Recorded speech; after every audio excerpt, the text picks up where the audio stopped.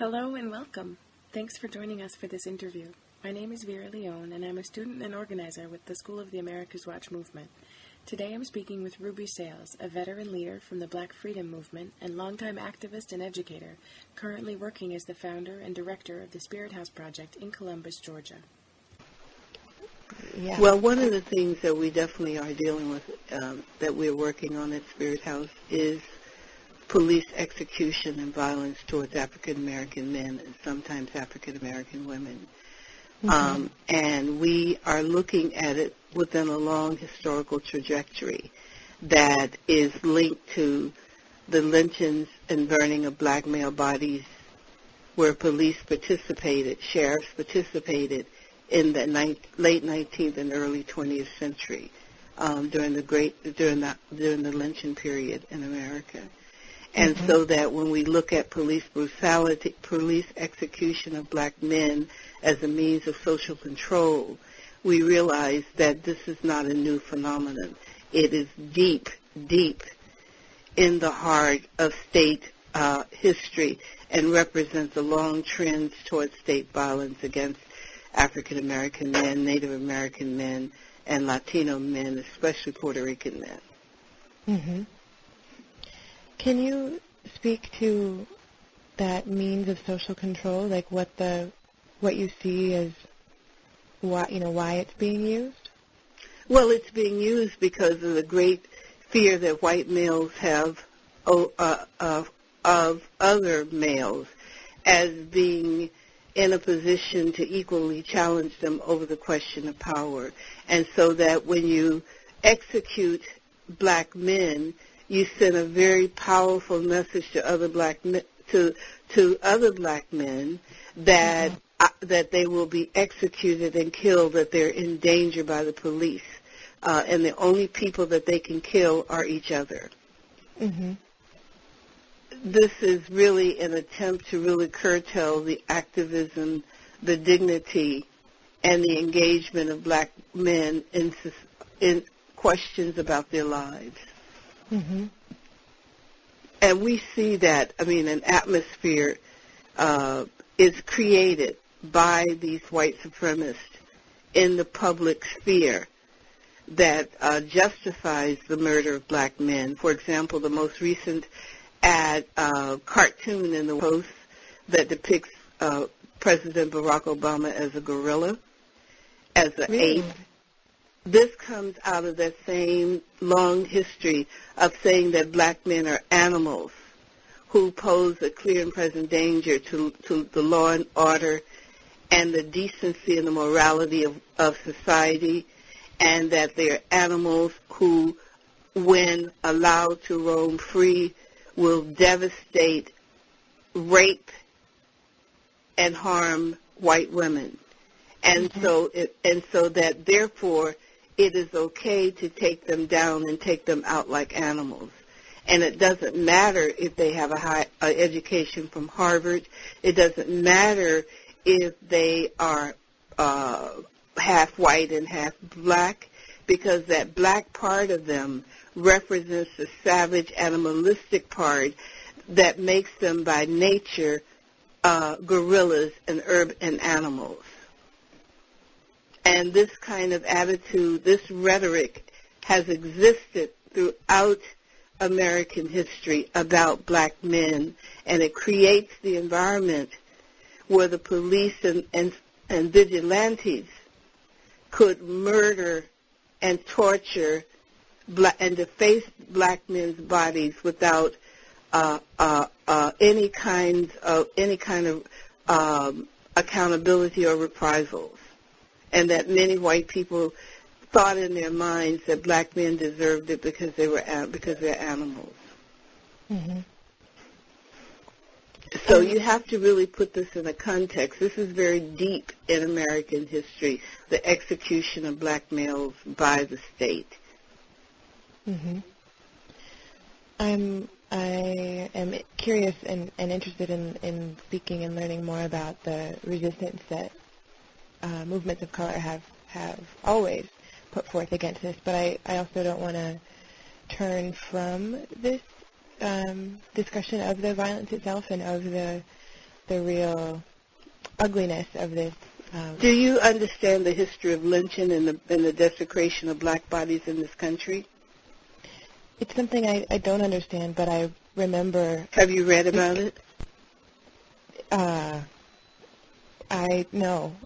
remember speaking with you about it, and well, as at the closing in of Black Reconstruction and the closing in of the 19th century, where white men organized across class lines to reinstitute white supremacist power that they thought that they had lost during the abolitionist movement and the Black Reconstruction movement, they used lynching and violence, lynching and torture as a means of holding black people, most particularly black men, in their places, and as a rallying cry for white unity.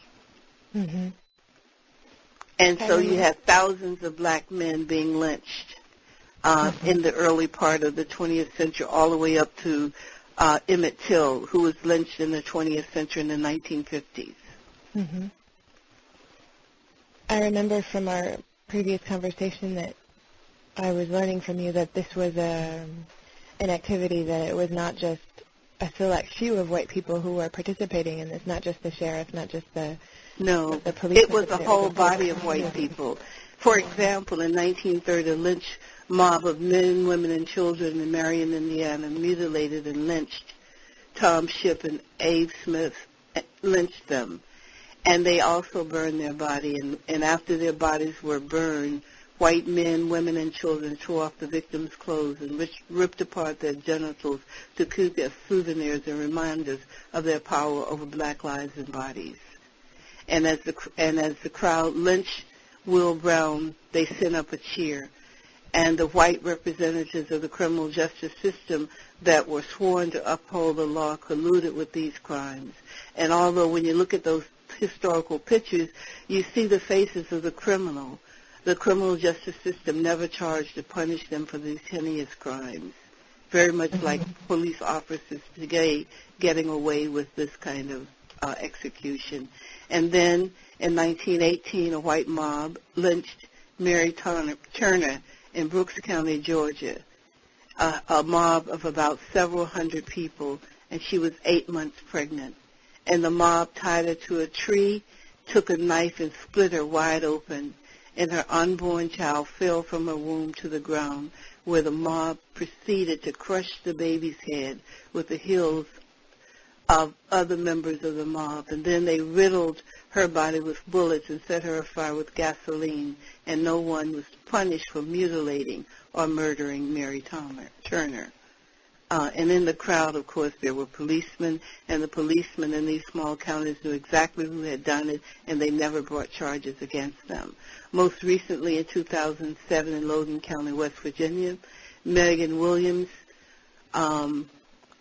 was hospitalized after 6 white men and women held her captive and tortured her for days. They tortured her, they sexually abused her, and forced her to eat rat drippings. They choked her with a cable cord and stabbed her in the leg while using white supremacist language designed to dehumanize her. According to Megan Williams, these white supremacists poured hot water over her and made her drink from a toilet. As of this writing, representatives of the criminal justice system, both locally and nationally, have decided not to charge Megan Williams' tortures with these crimes. And then, of course, we have the murders of Adolph Grimes, who was murdered most recently in New Orleans, where the police, for no apparent reason at all, pumped 14 rounds of bullets in his body. And, of course, we have Oscar Grant in Oakland, San Francisco, most recently, who was shot by the police as he lay on the ground with his hands up. And then we, of course, have Sean Bell, who was shot multiple times by the police in 2006 as he came from a bachelor's party where he was going, that preceded his wedding the next day. And, of course, you have 17-year-old Billy Joe Johnson, who died mysteriously in the hands of the police. And on the day that he died, The police would not permit the parents to identify or see his body. As a matter of fact, the parents did not see his body for 5 days later. And when they returned the body to the parents, Mr. Johnson said that his son had been butchered like a pig. And later on, we discovered that his brains, tongue, and the right side of his jaw was missing.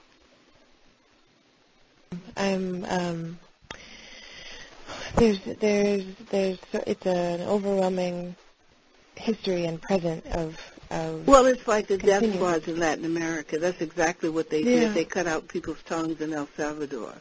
Yeah. I mean, so it continues a trajectory of state violence against oppressed peoples, whether you're in Latin America. Yeah. I mean, that was my thing, that people could make the connections in El Salvador, but they couldn't bring it back home to this country that has had a heinous history of, I mean, the death squads, the trainers of the death squads were able to teach them to do this because they had practiced it domestically at home.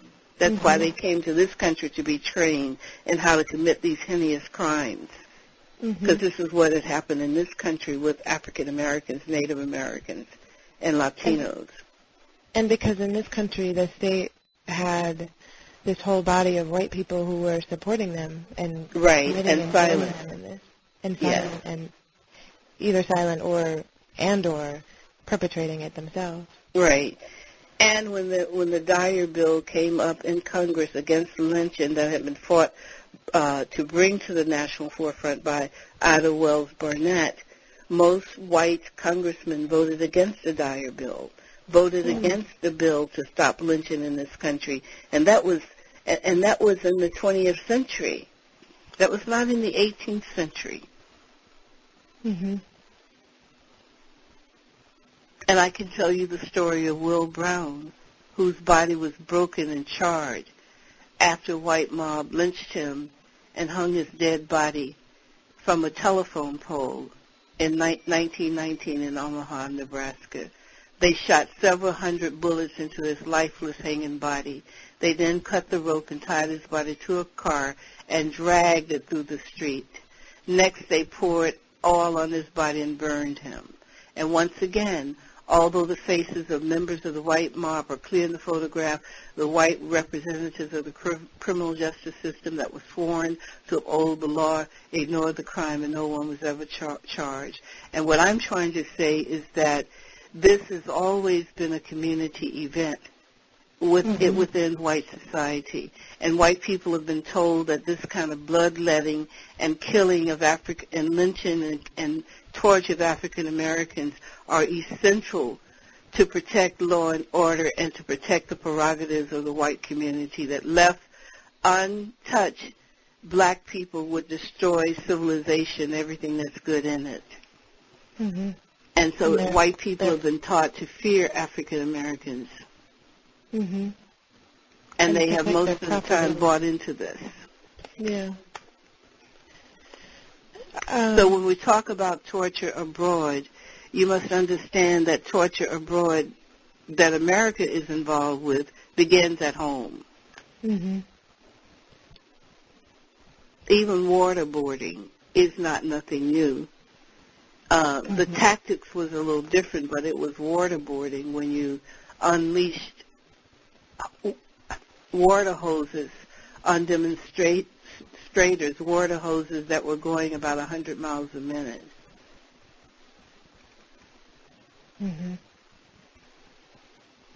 I'm wondering how to stand where we are and push against this. Like as a white person, I feel a lot of responsibility for pushing other white people and myself to see this and to study this and to understand this, but also to work in community with communities and leaders of color to push against this. And I'm wondering if we can speak about that a little bit.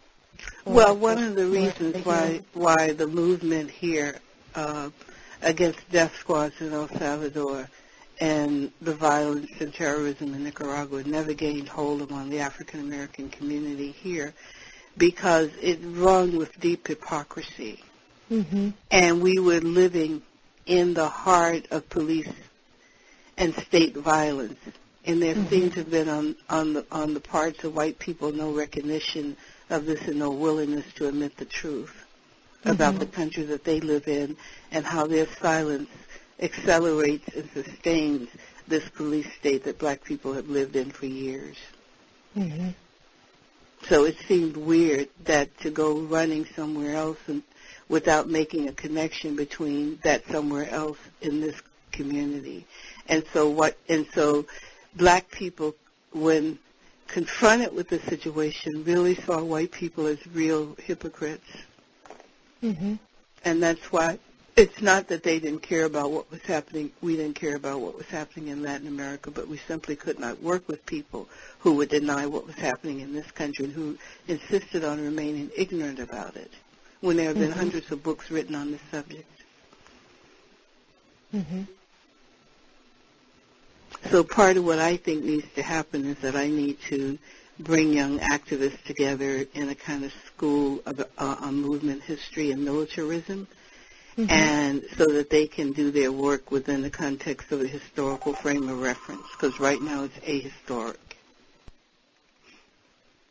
Is this, I remember you speaking a little bit about the School of Wills. Yes. Is that what this is referring to?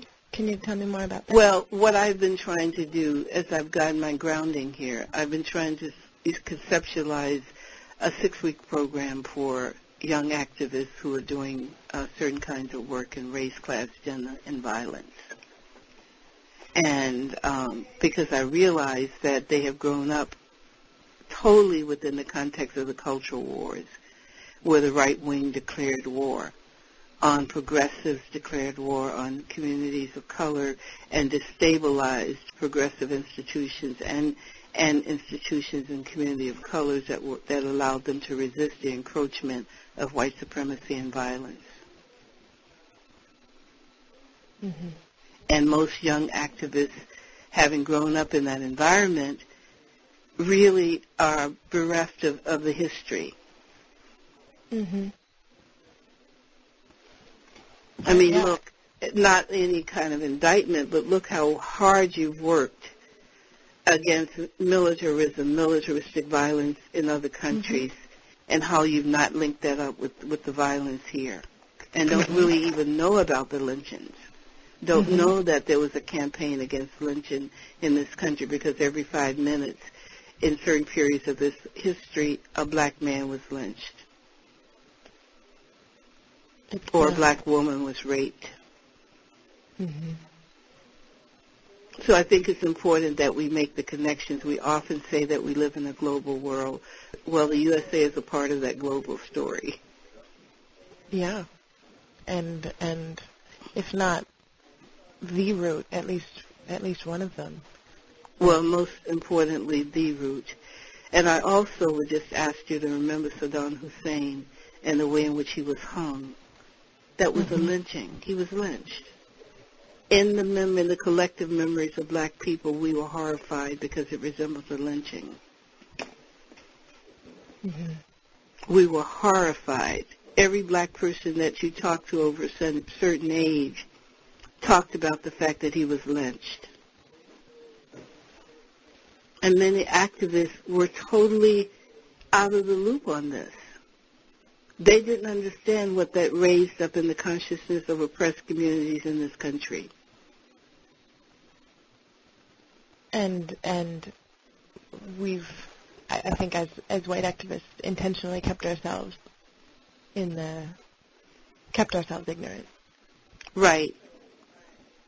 Because how can you be the great white saviors going over saving Latin America when you've got these issues in your own backyard that are really threatened? Because you really got to take a position and say which side you're on. Mm-hmm. And so if we want to work to shift that identity from one of imagining ourselves some kind of weird master helper into something more real and human and in partnership with people here at home and abroad, then there's Well, I don't think it's in partnership. I think we work in coalition to get rid of a militarism that diminishes all of our humanities. Okay. When you participate in silence as a white person and give them consent to shoot people down 86 times, you are complicit in that murder in the same way that we said that Germans who didn't speak up were complicit in the Holocaust with Jews. Mm-hmm. And so there needs to be, we need to educate ourselves and to speak out and well, beyond and not be education, silent. yes, one needs not only to be educated, but also be willing to hear the truth about oneself and how you have behaved in relationship to other people. Mm-hmm. It's not just enough, because people know racism exists, but they're not willing to work to change it within themselves and within the nation. And so we operate from a balkanized way of organizing. We separate out Nicaraguan history from the history that happened in this country. We separate the history, the death squads in El Salvador from the death squads, the Ku Klux Klan death squads that existed in this country in coalition with, oftentimes, with military camps that never said a mumbling word when black people were murdered, or the Brownsville incident that happened on a military base where black men were murdered. Let me ask you a question. Let's turn this around a bit. Okay. Given what we've been talking about and what you're hearing, given the lack of understanding of these connections, what do you think would be the best thing to offer young activists or older people who have forgotten this history and need to make a reconnect? Well, I think there's a couple of things, and I appreciated what you said about how education is one piece, but there's a whole other piece of being willing to listen to the reality of my behavior as a white person and my group identity as a member of this white group that has committed so much violence. And so I think there's two pieces, one of which is that historical piece, and one of which is a real, more internal spiritual work about working to acknowledge and is this something that SOA Watch would be interested in? By the way, it's not just white people today, it's also the black elite. Mm-hmm. Mm-hmm. And the Native American elite. Sure. The elites have joined forces with with white, right? And so I would like to propose a conference that looks at white American violence, European American violence, from Christopher Columbus up to the present. Military and state violence. Mm-hmm. I think that I'm always trying to get something going. Uh-huh. And thank goodness for it. I mean, this is, that's what we need, right? Right. Last weekend, SOA Watch we have a strategy meeting every year, and in that strategy meeting, there was a critique raised by people of color, young people of color in the room, and another white woman in the room who really brought up this hypocrisy of a movement that focuses on state violence abroad without any understanding of how racism is working within our own organization, and without making coalitions with groups of color in the U.S. who work on these same issues here at home. And so I think there's a real, and while it was not received well, it was a very difficult conversation that a lot of the white folks in the room were not, I think, responded very poorly to. There is this moment, this sort of crisis moment of opportunity, and so I'm hoping to bring more resources and more, open up more spaces like this? In all of our many different ways, what we have to begin to do is to build a coalition of workers who are willing to really look at this problem and who are willing not only to look at it but to act about it and to bring it to the attention of the nation as not just a killing in Oakland but a national crisis that has polluted the American national soul since the beginning of this country with Native Americans, the genocide of Native Americans, the organized militaristic genocide of Native Americans, the state genocide of Native Americans, as well as the militaristic genocide of Latinos in California and in Texas, as well as the militaristic violence and terrorism against African Americans during enslavement all the way up to Southern apartheid. And also not to mention the militaristic state violence against workers who sought to organize in the early 1930s in this country. These are all the connections we have to make because in El Salvador, much of the issues in these countries have been around economics and who owns the labor of people when they work. And that was the issue that galvanized the issue about enslavement, that galvanized the issue about the labor movement. Basically what I'm saying is that there is not a great deal of variation on the issues. The themes and threads exist throughout the world where one group of people try to be the dominators of other people and to grow fat off of their labor. I mean, that was happening all the way back, and I mean, Isaiah talks about that. How the new age will come where people will benefit from their own labor and live in houses that they build, and no longer shall people die prematurely. So this has been a long issue in the story of oppression. And I think it's so important for people who are interested in the like young activists and people interested in the issue of solidarity, that solidarity does not mean any kind of helping other movements in El Salvador or Colombia or Mexico or Chile, that it's working on our own stuff here. Working on solidarity with some other group means working on those same issues right where you live. And you know what that does when you do that? Because we exist in the heart of the beast, when you're weakening the power and the thrust of the beast, it makes it safe for people to live in these other countries because we don't have the power to export that kind of violence. And so you really have to deal with it at home. You have to say, how come the police were allowed to shoot an unarmed man in New Orleans on New Year's Eve right outside of his family home with multiple rounds of bullets without anybody being charged with that crime? Or the young man that was dragged in Texas, beat and dragged in Texas, and then the following year another man was beaten and dragged in Texas.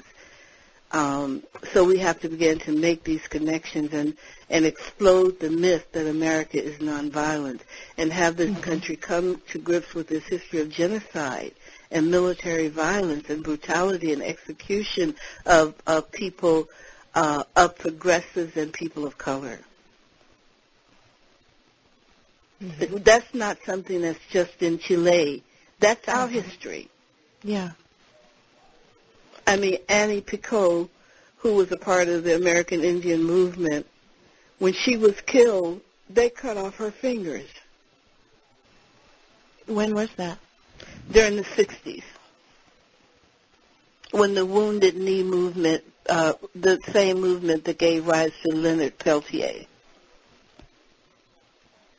How do you organize without knowledge of this history? At best, your organizing is fragmented.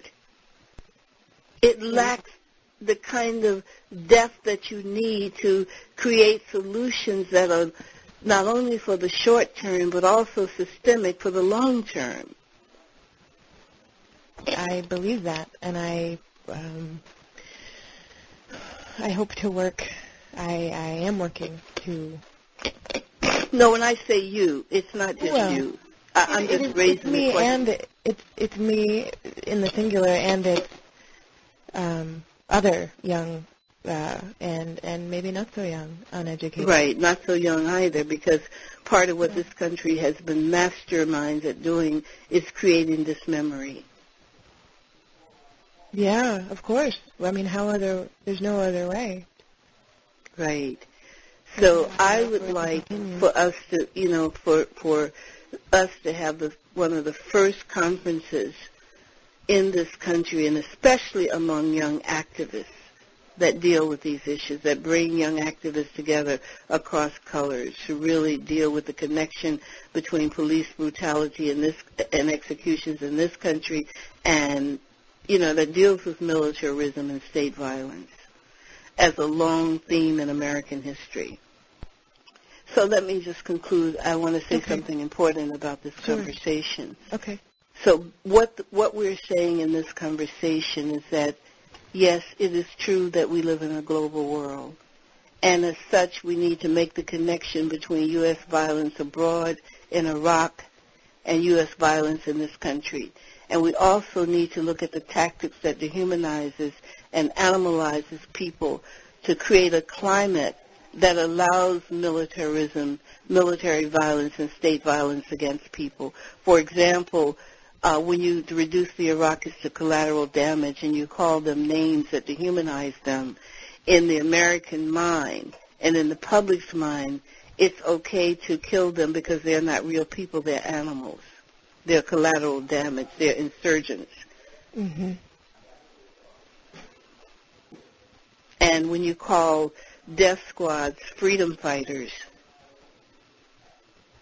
you reduce the meaning of their killing to some great act of democratic, justice and principles. So I think we have to take a hard look at this.